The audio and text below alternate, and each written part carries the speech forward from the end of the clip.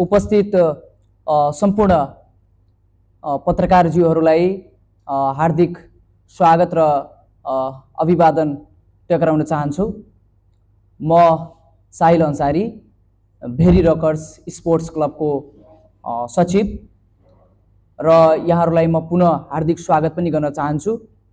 र यो कुराको बारेमा जानकारी दिँदाखेरि हामी निकै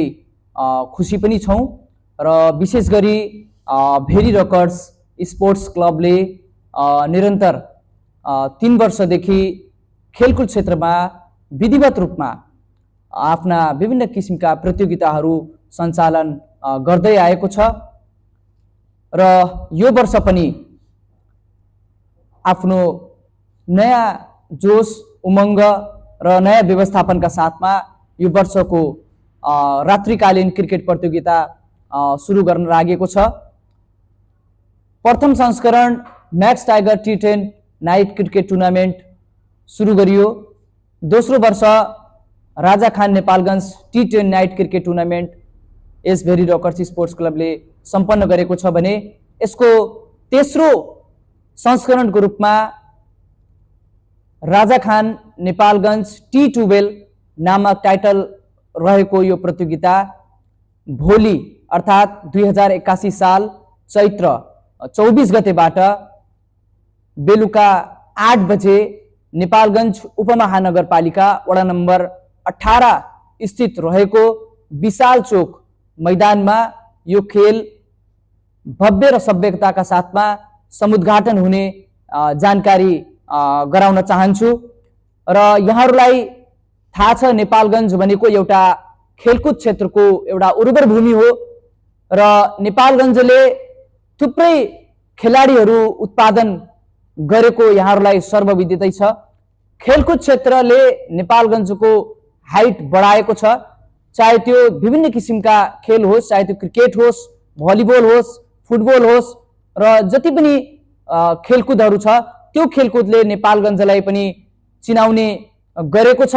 र खेलकुद क्षेत्रबाट पनि विकासका विभिन्न तत्त्वहरूलाई सहयोग गर्ने भावनाले यो खेलकुद क्षेत्रका कार्यक्रमहरूलाई पनि हामीले साथ सहयोग गर्नुपर्छ भन्ने मुख्य अभिप्रायका साथमा यो खेललाई सम्पन्न गराउनका लागि पनि म सम्पूर्णलाई हार्दिक आग्रह गर्न पनि चाहन्छु। र यहाँहरूलाई सर्वविदितै छ, हामीले लामो समयदेखि नेपालगञ्जमा क्रिकेट स्टेडियम हुनुपर्छ भन्ने कुराहरू पनि पटक पटक कुराहरू हामीले आवाज उठाउँदै पनि आइरहेका छौँ र हामीले सुरु गरेको प्रथम संस्करणबाट नै नेपालगञ्जमा क्रिकेट स्टेडियम हुनुपर्छ, नेपालगञ्जका खेलाडीहरू कहाँ खेल्न जाने भन्दाखेरि क्रिकेट जुन किसिमले क्रिकेटको क्रेज बढिरहेको छ, हालसालै सम्पन्न भएको नेपाल प्रिमियर लिग जुन एउटा प्रथमचोटि नेपालमा यो जुन सुरुवात गरियो, यसले झनै क्रिकेट क्षेत्रको र खेलकुद क्षेत्रको र खेलाडीहरूको मनमा एउटा नयाँ प्रोत्साहन थपेको भन्ने कुरा पनि हामीले विश्वास पनि लिएका छौँ। र जुन नेपाल प्रिमियर लिग जुन सम्पन्न भएको छ, जुन जसमा एउटा नयाँ खेलाडीहरू खेल्ने मौका पाए र विदेशी खेलाडीहरू पनि आएर नेपालमा खेल खेल्ने मौका पाए, यसले नेपालको हाइट बढेको, खेलकुद क्षेत्रको हाइट बढेको र जो जस्तो जहाँसुकै भए पनि जिते पनि खेलकुदको जित, खेल क्षेत्रको जित भएको भन्ने कुरामा हामीले विश्वास राख्छौँ र यो प्रतियोगिता पनि त्यही किसिमले सम्पन्न गर्ने गराउने र जुन किसिमले क्रिकेटको क्रेज बढिरहेको छ नेपालमा त्यसलाई अझै टेवा पुग्ने र नयाँ खेलाडीहरू यसमा सहभागी हुने र देशभरका खेलाडीहरू यसमा सहभागी हुने र नयाँ खेलाडीहरू उत्पादन गर्ने, खेलकुद क्षेत्रको प्रवर्धन गर्ने, सम्वर्धन गर्ने र नयाँ खेलाडीहरू प्रोत्साहन गर्ने, नयाँ खेलाडी उत्पादन गर्ने विभिन्न उद्देश्यका साथमा र खेलकुद क्षेत्रबाट नेपालगञ्जलाई एउटा नयाँ आयाम दिने भन्ने विश्वासका साथमा यो खेल सम्पन्न गराउन लागेको भन्ने कुरा यहाँहरूलाई म जानकारी दिन चाहन्छु। यो खेल मिति 2081 साल चैत्र 24 गते अर्थात् भोलि 8 बजे नेपालगञ्ज उपमहानगरपालिका वडा नम्बर 18 स्थित रहेको विशाल चोक मैदानमा सम्पन्न हुने उद्घाटन हुने यहाँहरूलाई म जानकारी गराउन चाहन्छु। यो खेललाई टाइटल स्पोन्सरको रूपमा सहयोग गर्नुभएको समाजसेवी राजा खानजीले यो यसको टाइटल स्पोन्सर गर्नुभएको छ र उहाँको नामबाट नै Raja Khan Nepalgunj T12 night cricket tournament सम्पन्न गर्न लागेका छौं र यसमा सहयोगको रूपमा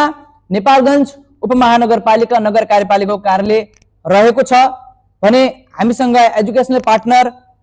expert education and visa service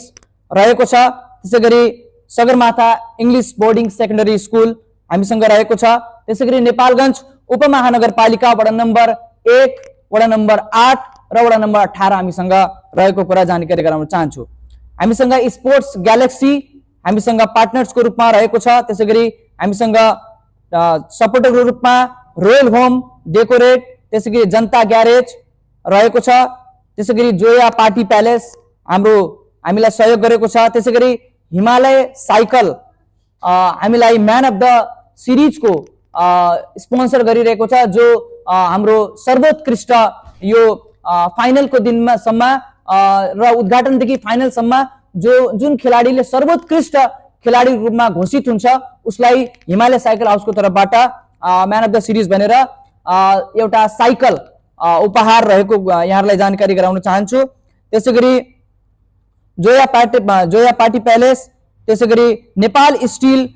furniture उद्योगको तर्फबाट बेस्ट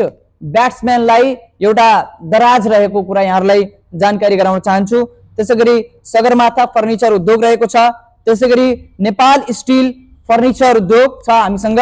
बेस्ट बलरलाई चाहिँ उहाँले चाहिँ दराज उपलब्ध गराउने बेला यहाँहरूलाई जानकारी गराउन चाहन्छु। त्यसैगरी हामीसँग मेडिकल क्षेत्रबाट पनि यसमा सहयोग रहेको छ। नेपालगञ्जका एकदमै प्रख्यात फिजिशियन डाक्टर आसिम किदवाईले पनि यसमा हातेमालो सहकार्य हामीसँग गर्नुभएको छ र विभिन्न व्यक्तित्वहरू विनय भण्डारीज्यूहरू हामीसँग सहकार्य र समन्वयमा रहनु भएको छ र विभिन्न यसमा सञ्चार क्षेत्रबाट पनि हामीलाई विगतका दिनहरूदेखि नै हाम्रो स्थापना कालदेखि हालसम्म यहाँहरूले जुन किसिमले साथ सहयोग सहकार्य हामीसँग गर्दै आउनु भएको छ र यो वर्ष पनि यहाँहरूसँग हामीले सहकार्य समन्वय गर्ने प्रतिबद्धता पनि हामीले व्यक्त गर्न चाहन्छौँ र हामीले गर्ने हरेक उद्घाटनदेखि समापनसम्म हुने गरेका हरेक गतिविधिहरू यहाँहरूलाई यसरी नै हामीले जानकारी गराउने पनि यहाँलाई जानकारी गराउन चाहन्छु। र अन्तमा एकदमै बिर्सनै नहुने र धन्यवादको पात्र हाम्रो सो विशाल चोक मैदानमा जुन यो खेल सम्पन्न हुनेछ त्यसको जग्गादाता समस्त शर्मा परिवार को तर्फबाट आदरणीय विजय शर्माज्यूलाई पनि हामीले धेरै धेरै धन्यवाद दिन चाहन्छौँ। नेपालगञ्जमा क्रिकेट स्टेडियमको खाँचो भइरहेको बेला र नयाँ खेलाडी उत्पादन भइरहेको बेला जुन किसिमले यहाँ खाँचो पर्दै गर्दा उहाँले जुन किसिमले सहयोग गर्नु भएको छ मैदान उपलब्ध गराएर उहाँलाई म सम्पूर्ण नेपालगञ्जका खेलाडीको तर्फबाट र भेरी रकर्स स्पोर्ट्स क्लब परिवारको तर्फबाट र मेरो व्यक्तिगत तर्फबाट उहाँलाई धेरै धेरै धन्यवाद र आभार पनि प्रकट गर्न चाहन्छु। र अब म पुरस्कारको बारेमा यहाँहरूलाई जानकारी दिन चाहन्छु।